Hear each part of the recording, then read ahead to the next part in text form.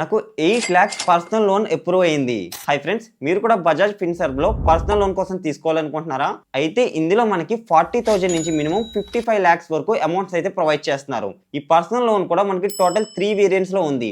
Normal term loan, flexi term loan, flexi hybrid term loan. ఈ 3 variants గురించి కూడా తెలుసుకోవడం చాలా ఇంపార్టెంట్. అండ్ దీనికి చెక్ బౌన్స్ చార్జెస్ ఉంటాయి, ప్రాసెసింగ్ ఫీ ఉంటుంది, లేట్ పేమెంట్ ఫీ ఉంటుంది. అలాగే వడ్డీ శాతం అనేది మినిమం 10% నుంచి 31% వరకు ప్రొవైడ్ చేస్తున్నారు. మన ఎలిజిబిలిటీని బట్టి 55 లాక్ వరకు కాకపోయినా ఈ 1 లాక్ 2 లాక్ మీ క్రెడిట్ స్కోర్ని బట్టి మీకు కొంత అమౌంట్ అయితే ప్రొవైడ్ చేస్తారు. సో నా సజెషన్ ఏంటంటే ఇలాంటి పర్సనల్ లోన్స్ని ఆన్లైన్లో అప్లై చేసే ముందు బయట ఎక్కడైనా దొరుకుతాయి అనుకుంటే ఆ ఎమర్జెన్సీ సిచ్యువేషన్లో బయట ట్రై చేయండి. లేదు ఇంకా last one and only option అనుకుంటేనే ఇలాంటి వాటిలో ట్రై చేయండి. ఎందుకంటే మనం ఇన్ టైంలో పేమెంట్ చేయకపోతే చాలా ప్రాబ్లమ్స్ ఫేస్ చేయాల్సి ఉంటుంది. నాకు ఇందులో పర్సనల్గా 8 లాక్ లోన్ లిమిట్ అయితే వచ్చింది. సో దీని ఎలిజిబిలిటీ చూసినట్లయితే మీకు మినిమం 21 ఇయర్స్ ఉండాలి, మాక్సిమం 80 ఇయర్స్. అలాగే మీరు జాబ్ చేస్తున్నా లేదా సెల్ఫ్ ఎంప్లాయిడ్ అయినా సరే పర్సనల్ లోన్కి అప్లై చేసుకోవచ్చు.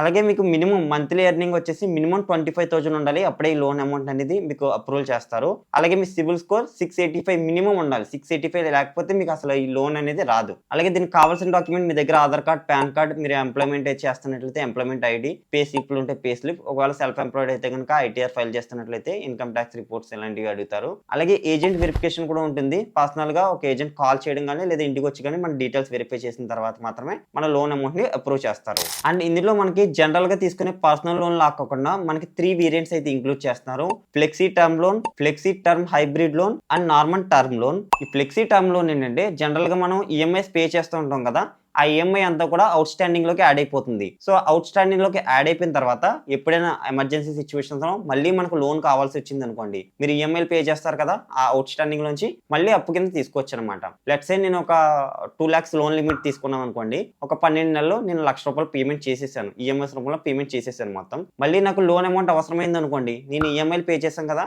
అందులోంచే మళ్ళీ లోన్ అమౌంట్ ని తీసుకోవచ్చు అనమాట. ఇది ఫ్లెక్సిబుల్ టర్మ్ లోన్ గురించి. అంటే మనం పే చేసిన ఈఎంఐ అవుట్ స్టాండింగ్ ఏదైతే ఉందో అదే మళ్ళీ లోన్ కింద తీసుకోవచ్చు. మళ్ళీ మన అవుట్ స్టాండింగ్ లోకి ఈఎంఐస్ యాడ్ అవుతుంటే వడ్డీ కూడా యాడ్ అవుతుంది అనమాట. ఇది ఫ్లెక్సీ టర్మ్ లోన్ గురించి. Flexi hybrid term loan. So ఇందులో ఏంటంటే జస్ట్ ఫ్లెక్సీ లోన్ ఎలా పనిచేస్తుందో అలాగే మన ఈఎంఐస్ అవుట్ స్టాండింగ్ లోకి వెళ్తుంది కదా, మళ్ళీ కావాలనుకుంటే లోన్ తీసుకోవచ్చు. బట్ వీళ్ళు వచ్చే ఫెసిలిటీ ఏంటంటే 1 ఇయర్, ఫస్ట్ 1 ఇయర్ ఉంటుంది కదా, లేదా 6 మంత్స్ 1 ఇయర్ మనం ఈఎంఐని తక్కువ పే చేయొచ్చు అనమాట. ఫర్ ఎగ్జాంపుల్ నెలకు ఒక 10,000 ఈఎంఐ కట్టాలనుకోండి, ఫస్ట్ ఇయర్ నేను నెలకు 5,000 కట్టేలాగే చూస్ చేసుకోవచ్చు.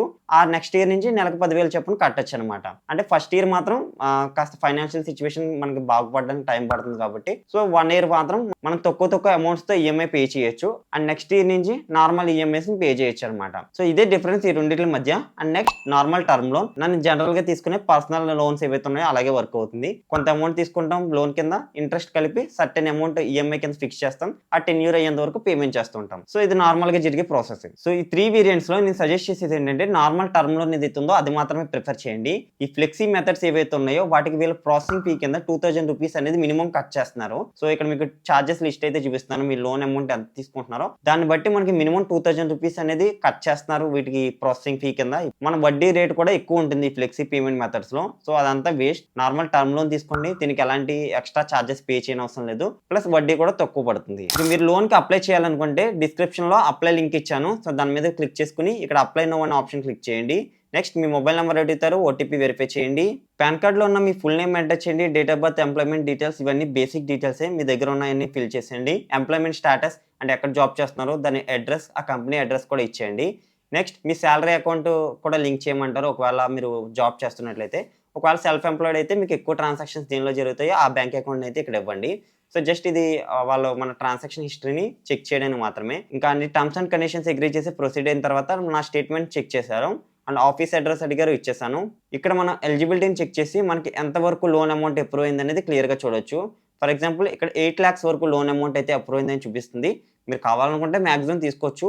లేదు అనుకుంటే మనకి ఇక్కడ ఎడిట్ అని ఉంటుంది, ఎడిట్ డీటెయిల్స్ మీద క్లిక్ చేసి మీరు కావాల్సిన లోన్ అమౌంట్ని సెలెక్ట్ చేసుకోవచ్చు. ఇక్కడ 10 ఇయర్ వచ్చేసి 60 మంత్స్ వరకు ఉంది. ఈ 10 ఇయర్ కూడా మనం అడ్జస్ట్ చేసుకోవచ్చు. 12 మంత్స్ పెట్టుకోవచ్చు, 24 మంత్స్ పెట్టుకోవచ్చు. ఇలా మీకు నచ్చినట్టు 10 ఇయర్ని కూడా అడ్జస్ట్ చేసుకోవచ్చు. ఫర్ ఎగ్జాంపుల్ ఇక్కడ చూడండి, మనకి నేను ఇందాక చెప్పిన 3 వేరియంట్స్ ఉన్నాయి కదా, flexi hybrid loan, flexi term loan, normal term loan. So ఇందులో కూడా మనకి ఇంట్రెస్ట్ రేట్ అనేది ఇక్కడ క్లియర్గా చూడండి, ఎంత ఇంట్రెస్ట్ రేట్ పడుతుంది. అలాగే ఈఎంఐ ఎంత ఈఎంఐ మనం పే చేస్తున్నాం. ఫ్లెక్సీ హైబ్రిడ్‌లో నేను చెప్పాను కదా! ఫస్ట్ 12 మంత్స్‌కి తక్కువ ఈఎంఐ ఉంటుందని. ఇక్కడ చూడొచ్చు ఫస్ట్ 12 మంత్స్‌కి 12,000 పర్ మంత్ ఉంది. 1 ఇయర్ తర్వాత ఎంత ఈఎంఐ పడుతుందో ఇక్కడ క్లియర్‌గా చూడండి. ఆల్‌మోస్ట్ డబుల్ ఉందన్నమాట. సో, ఇది ఫ్లెక్సీ హైబ్రిడ్‌ది. నార్మల్ ఫ్లెక్సీ టర్మ్ లోన్‌లో మనకి ఎంత ఈఎంఐ పడుతుంది, ఎంత ఇంట్రెస్ట్ రేట్ పడుతుందని క్లియర్‌గా చూడొచ్చు. ఫర్ ఎగ్జాంపుల్ నేను ఒక 1,00,000 పెట్టి 42 మంత్స్ ఈఎంఐ 10 ఇయర్ పెట్టాననుకోండి. పర్ మంత్ ఈఎంఐ వచ్చేసి 3,930 రూపీస్ పడుతుంది. ఇంట్రెస్ట్ రేట్ వచ్చేసి 31% పడుతుంది. ఇక్కడ ఎంతైతే ఇంట్రెస్ట్ రేట్ చూపిస్తుందో అది మీ ఎగ్జాక్ట్ ఇంట్రెస్ట్ రేట్ అనమాట. సో, మీరు మీ ఎలిజిబిలిటీని బట్టి మీకు ఎంత ఇంట్రెస్ట్ రేట్ చూపిస్తుందో అది చెక్ చేసుకోండి. అంతా ఓకే అనుకుంటే అప్పుడు కంటిన్యూ అనే ఆప్షన్ క్లిక్ చేయండి. ఇక్కడే మనకి ప్రాసెసింగ్ ఫీ ఎంత పడుతుంది, అలాగే మనం ఎన్ని మంత్స్ పెట్టుకున్నాం, ఎంత ఇంట్రెస్ట్ రేట్ పడుతుంది, ఈఎంఐ టెన్యూర్ ఎంత, అలాగే ఈఎంఐ డ్యూ డేట్ ఎప్పటి నుంచి స్టార్ట్ అవుతుంది అనేది కూడా ఇక్కడే క్లియర్‌గా చెక్ చేసుకోవచ్చు. ఇదంతా ఓకే అనుకుంటే కంటిన్యూ అనే ఆప్షన్ క్లిక్ చేయండి. నెక్స్ట్ మీ డీటెయిల్స్ అన్నీ ఇక్కడ చెక్ చేసుకోండి. ఓకే అనుకుంటే మనకి డాక్యుమెంట్ వెరిఫికేషన్ అయితే కంప్లీట్ అవుతుంది. మీ ఎలిజిబిలిటీని చెక్ చేసుకున్నారు. నెక్స్ట్ ఈ మ్యాండేట్, ఈ అగ్రీమెంట్, లోన్ డిస్ట్రిబ్యూషన్ ఈ స్టెప్స్ అన్నీ ఉంటాయి. మీకు వీళ్ళ ఏజెంట్ నుంచి కాల్ వస్తుంది. నెక్స్ట్ మీకు ఏజెంట్ వెరిఫికేషన్ అయితే ఉంటుంది. అది కంప్లీట్ అయిపోయిన తర్వాత మీకు ఈ మ్యాండేట్ చేస్తారు. మీ బ్యాంక్ నుంచి ఆటోమేటిక్‌గా ఈఎంఐ కట్టేలాగా పేమెంట్స్ అయితే తీసుకుంటారు. సో, అది ఓకే చేసిన తర్వాత లోన్ అమౌంట్ అనేది అప్రూవ్ చేస్తారు. నెక్స్ట్ మనం కేవైసీ కంప్లీట్ చేయాలి. దీనికోసం సెల్ఫీ అడుగుతారు, ఇచ్చేయండి. నెక్స్ట్ డిజిలాకర్‌లోకి మన ఆధార్ కార్డ్ డీటెయిల్స్‌ని వెరిఫై చేసుకొని ఓటీపీ ఇచ్చేయండి. మీ డీటెయిల్స్ అన్ని వెరిఫికేషన్ అయిన తర్వాత మీ బ్యాంక్ వెరిఫికేషన్ ఉంటుంది. ఇక్కడ యాడ్ అకౌంట్ మీద క్లిక్ చేసుకొని మీ బ్యాంక్ డీటెయిల్స్ ఫిల్ చేయండి. ₹1 క్రెడిట్ అవుతుంది. అది ఓకే అయిన తర్వాత మీకు లోన్ అమౌంట్ ఎంతైతే అప్రూవ్ అయిందో అది డిస్ట్రిబ్యూట్ అయితే సేమ్ బ్యాంక్ అకౌంట్‌లోకి చేసేస్తారనమాట. అండ్ దీని చార్జెస్ గురించి చూసినట్లయితే బౌన్స్ చార్జెస్ అని ఉంది. Up to 1,200. మీరు ఒకవేళ ఇన్ టైమ్‌లో రీపేమెంట్ చేయలేకపోతే, సో, ఈఎంఐ కట్టలేకపోతే మీకు ఆ 1,200 వరకు పెనాల్టీ పడుతుందనమాట. అండ్ ప్రీపేమెంట్ చేసినా లేదా ఫోర్స్ క్లోజ్ చేసినా గానీ మనకు అప్ టు 4.72% వరకు వీళ్ళ పెనాల్టీ అయితే వేస్తారు. సో, వీటి చార్జెస్ సంబంధించిన లిస్ట్ కూడా మీకు డిస్క్రిప్షన్‌లో ఇస్తాను. ఈ చార్జెస్ మీకు ఇంకా క్లియర్‌గా అయితే అర్థమవుతాయి. జనరల్‌గా ఏంటంటే ఫ్లెక్సీ ఈఎంఐస్ ఏదైతే ఉందో మెథడ్ అది అవాయిడ్ చేసేసి నార్మల్ టర్మ్ లోన్ మెథడ్‌లో తీసుకోండి. ఇది కూడా ఎమర్జెన్సీ అయితేనే. అండ్ ఇన్ టైమ్‌లో రీపేమెంట్ చేయండి. లేకపోతే చాలా ప్రాబ్లమ్ ఫేస్ చేస్తారు. మీలో ఏజెంట్ నుంచి కాల్స్ రావడం లేదా ఏజెంటే డైరెక్ట్‌గా వచ్చి రికవర్ చేయడం ఇలాంటివన్నీ చేస్తుంటారు. సో, మోస్ట్‌లీ అలాంటివి అవాయిడ్ చేసి జనరల్‌గా లోన్ తీసుకున్నట్లయితే ఇన్ టైమ్‌లో రీపేమెంట్ సరిగ్గా చేసేయండి. ఎలాంటి ప్రాబ్లమ్ అయితే ఉండదు. సో, టోటల్ డీటెయిల్స్ అయితే అర్థమయ్యాయి అనుకుంటున్నాను. ఏదైనా డౌట్స్ వస్తే let me know in the comment section. అలాగే నా ఇన్‌స్టాగ్రామ్ లింక్స్ కూడా డిస్క్రిప్షన్‌లో ఇచ్చాను. అక్కడి నుంచి నన్ను కాంటాక్ట్ అవ్వచ్చు.